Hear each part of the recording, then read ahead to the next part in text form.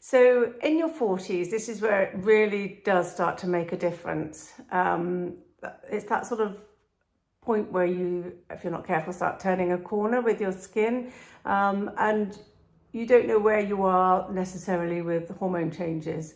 You could start your menopause at any point really in your 40s onwards. And that's when you see a dramatic change in your skin, because your collagen, which has been breaking down by about 1% per year from your sort of 20s, will take a real nosedive around the time of your menopause.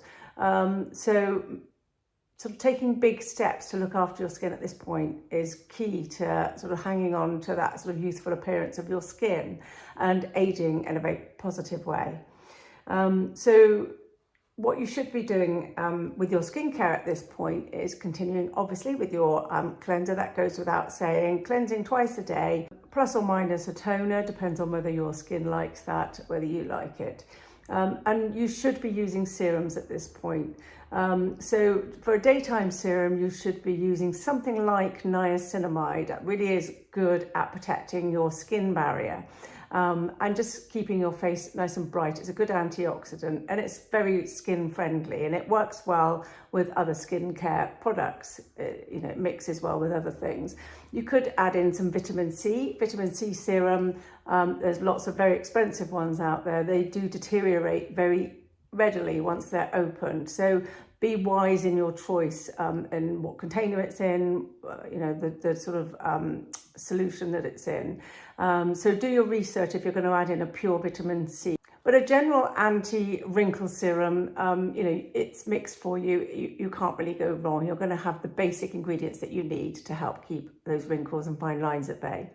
And then always wear a moisturizer during the day, and maybe notch it up a little bit at night to have a little bit more sort of moisture retaining property to it, like something like ceramide, or sort of something with lipids in. So just up your skincare a little bit so that you're not using the same twice a day. For your nighttime regime, you should really be looking at introducing some retinol or vitamin A, available over the counter in sort of 1-2%. If you're looking at sort of a serious retinol, then you really need to go and see a dermatologist and get a prescription for the higher strength. But retinol will help with the skin cell turnover. It speeds up skin cell turnover, so it can leave your skin a little bit irritated, and you need to probably introduce it quite carefully. The other thing is that you need to really be on it with SPF when you're using retinol, because you're revealing new fresh skin cells that will be very vulnerable to UV rays. The sort of things that you could start having as a clinic treatment, it's just huge. The whole range really is open to you at this point. It's not closed to anybody at any point, but really you should be thinking very much about collagen induction treatments. So once again, microneedling, you might want to increase that microneedling treatment to a microneedling combined with radiofrequency, which is the machine you can see in the background. And this is the one that has really taken the aesthetic industry by storm in the last year, 2 years. And the one that a lot of the celebrities are sort of going for. So it combines radiofrequency, which is a sort of heat element, with microneedling in the same handpiece. So we like to call it the big daddy of microneedling, if you like. So this is where you have 3 treatments a month apart. And then your maintenance treatment can be every 6 months, every 9 months, depending on how your skin likes it. But we've seen some really good results with the Dermaforce, the combined microneedling with radiofrequency. You might also start noticing some other signs of aging, which are hyperpigmentation, or age spots, or sunspots, or whatever you want to refer to them as. And here is where laser and IPL come in, very, very useful. So laser and IPL will both rejuvenate the skin. So you get that collagen induction, you get that plumping up of the skin, but you also get the added benefit of directly addressing hyperpigmentation and also sort of red vessels, etc., that are sort of sitting on your cheeks, around your nose, on your chin. And also at this stage, you might want to be thinking about the non-surgical facelift in the form of HIFU, which is high intensity focused ultrasound. And that's a one-off treatment. That when I say one-off, I mean that you don't have to have more than one a year. And the HIFU targets a much deeper layer than the dermis, where everything else targets.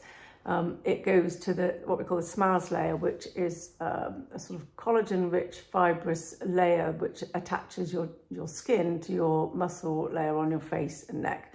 So it targets that, produces more collagen in those areas, and you just get that sort of lifting, and you can sort of help get rid of some of these sort of jowly areas and deeper sort of sagging type wrinkles. So in your 40s, you're upping your skincare a little bit and definitely upping your clinic treatments. So the best way to do that is to come and have a consultation, and we can have a look and see what your real issues are and sort of set out a plan for the year. Because in your 40s, you could still have the appearance of a 30-year-old, and the longer you can maintain that and sort of work on it, there is a lot of work involved with having great skin, but it's enjoyable. It's not a graft.